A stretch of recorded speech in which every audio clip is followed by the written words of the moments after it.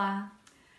Daremos continuidade aos nossos vídeos e hoje nós vamos discutir um pouco sobre as grandes síndromes psiquiátricas. De acordo com Paulo da Galarrondo, a partir da coleta dos sintomas, a gente pensa, né, na grande maioria dos sintomas que a gente conseguiu colher através da entrevista, da observação, da anamnese, a gente começa a pensar numa perspectiva sindrômica, né? Então é por isso que a gente tem alguns capítulos do Paulo da Galarrondo destinados ao estudo das grandes síndromes psiquiátricas.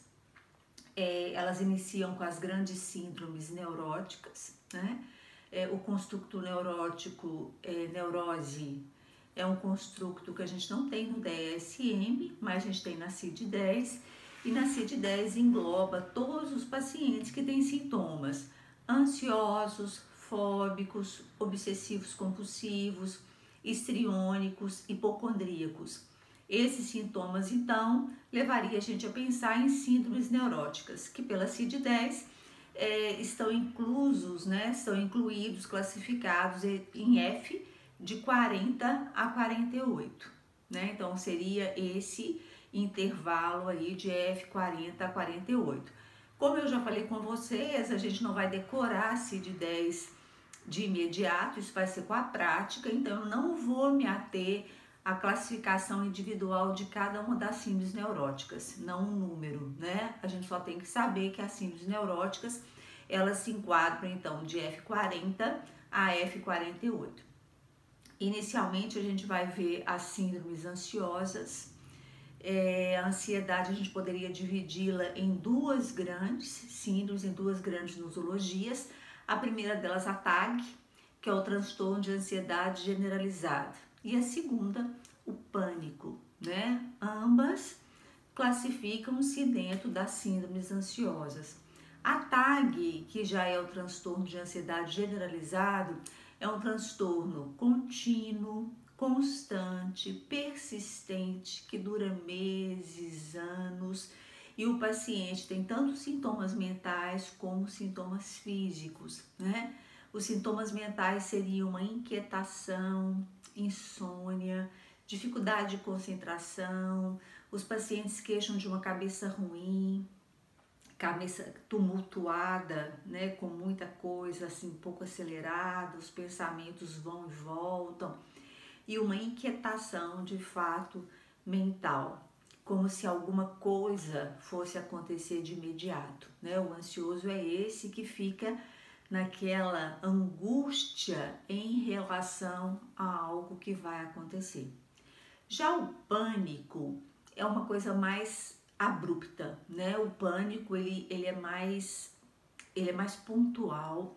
É uma síndrome que acontece em cerca de 5 a 10 minutos, ela vai de uma forma abrupta e o paciente tem um mal-estar súbito de fato.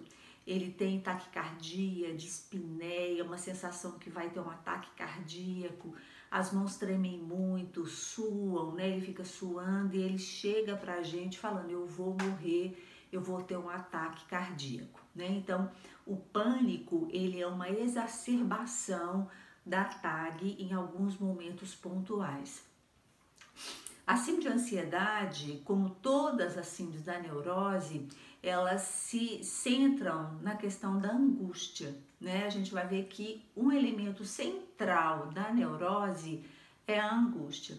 Então é por isso que a gente fala para os psicólogos, né, para os terapeutas, que esse é a grande população, a grande clientela que recorre à psicoterapia, porque é um paciente que se move pela angústia e em função disso ele acaba buscando muito ajuda. E nesse caso, né, a gente vai ver que os transtornos de ansiedade, tanto a generalizada quanto o pânico, eles têm uma melhora significativa com a medicação, mas o que a gente indica direto, né, assim, para as pessoas com a síndrome de ansiedade é exatamente a psicoterapia, uma atividade física, para ele conseguir se reorganizar nessa angústia que o mobiliza nessas sensações tanto mentais quanto sintomas físicos que incomodam muito, né? Outra síndrome ligada a esse grupo de F40 a 48, que são as síndromes neuróticas, é o que a gente conhece muito aí, que é o TOC, o transtorno obsessivo compulsivo, né? O próprio nome já fala, o paciente ele tem uma obsessão, que é uma ideia fixa, uma ideia recorrente que invade o pensamento, que invade a mente, e para aliviar essa ideia, ele entra num quadro de rituais, né, que é a questão do comportamento, um padrão motor, um ritual para aliviar a angústia e a ansiedade que essa ideia, que essa obsessão invade esse pensamento. Então, o transtorno obsessivo compulsivo, ele se caracteriza basicamente por uma ideia que invade, uma ideia recorrente, nem sempre, né, na grande maioria das vezes irracional. E o paciente ele tem que fazer um ritual, por exemplo, eu tenho que lavar as mãos, lavar as mãos, lavar as mãos porque eu estou impuro, né? Ele tem um pensamento que ele está impuro, uma ideia que ele está sujo, e com isso ele tem que lavar ritualmente as mãos. Ele conta quantas vezes ele tem que lavar as mãos.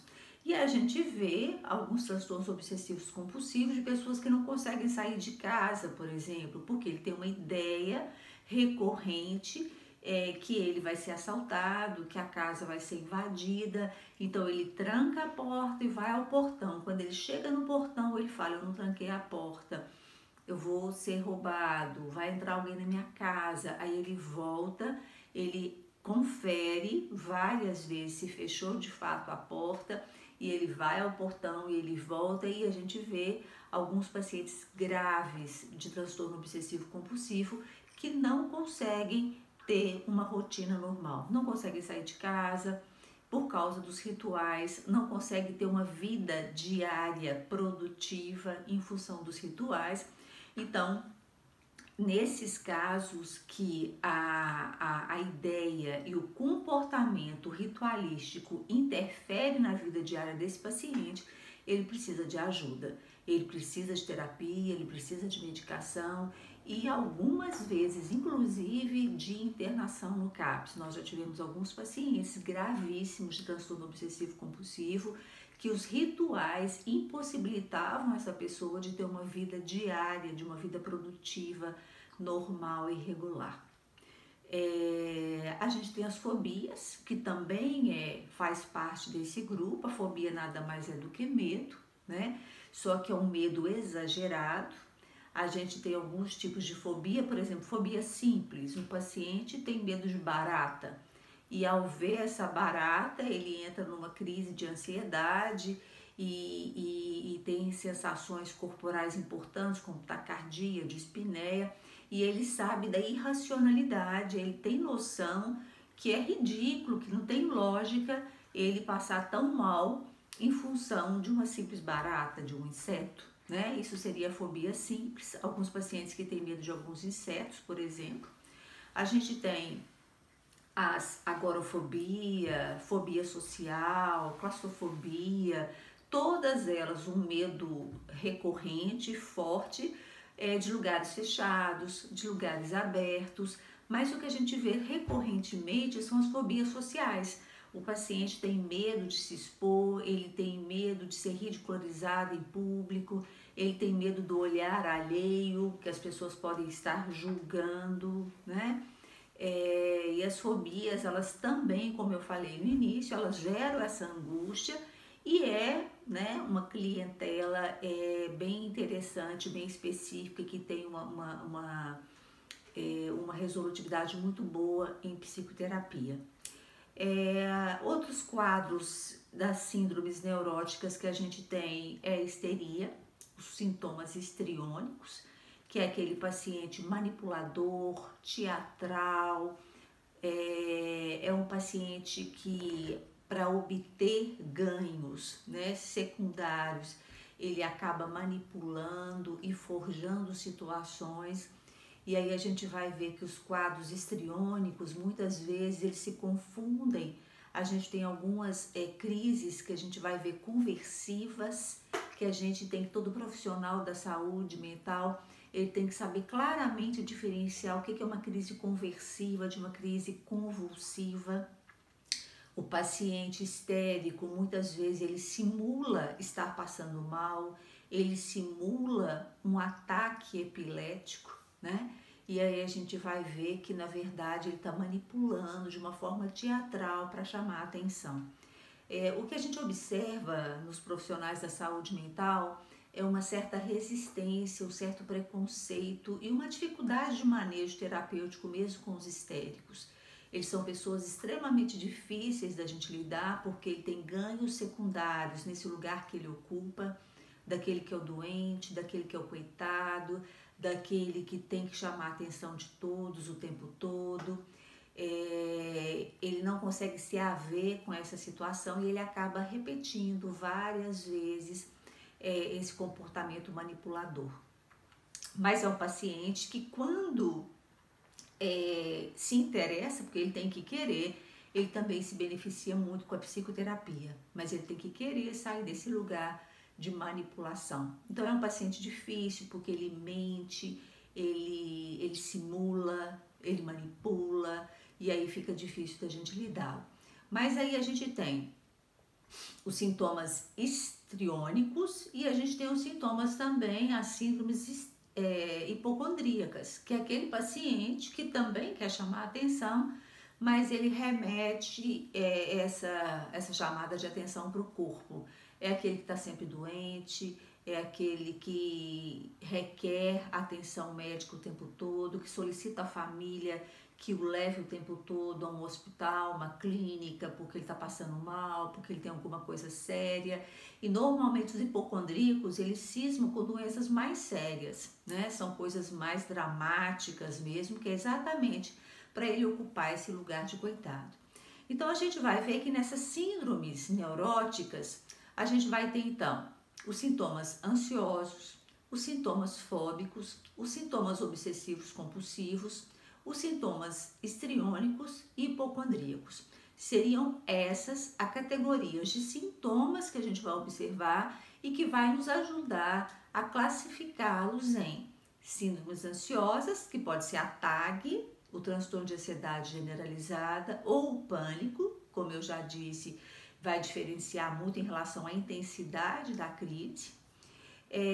A gente vai poder ver as síndromes fóbicas, né, que normalmente é um medo irracional, e aí a gente viu que pode ser simples, pode ser agorafobia, claustrofobia e entre outras. O transtorno obsessivo compulsivo, que exatamente os sintomas que vai nos chamar a atenção é a ideia recorrente, a ideia obsessiva, que leva esse paciente a ter um comportamento ritualístico, um comportamento repetitivo para aliviar a angústia da ideia obsessiva, né? Um exemplo clássico, por exemplo, fácil da gente memorizar é o Roberto Carlos, né? Que até então ele é diagnosticado, ele fala claramente que ele tem o TOC, que é o transtorno obsessivo compulsivo, e que ele tem alguns rituais antes de entrar no show, por exemplo, né? Que se ele não fizer esses rituais, ele fica com a ideia que não vai conseguir fazer um show bom, né? Então a gente vai ver que existem vários rituais que fazem parte do nosso dia a dia, como verificar várias vezes se você trancou a porta, verificar várias vezes se você desligou a tomada do ferro elétrico ou o fogão elétrico. E aí o que acontece? São rituais que a gente vai, alivia a sua angústia, a sua ansiedade, a sua incerteza, tudo bem. Mas quando se transforma num toque de fato é quando essas ideias e esses rituais impedem a pessoa de ter uma vida normal. Impedem que ela tenha relacionamentos normais, impedem que ela tenha uma vida diária normal, impedem que ela trabalhe. Então, nesse caso, sim, a gente tem que intervir tanto de forma medicamentosa como em terapia, né? A gente viu os histriônicos, que são esses pacientes bem histéricos, bem difíceis, manipuladores, e os hipocondríacos, que levam a história aí da doença como centralizadora das suas queixas. Em todas elas, o que centra vai ser a angústia. Por isso que é uma clientela extremamente beneficiada pela psicoterapia.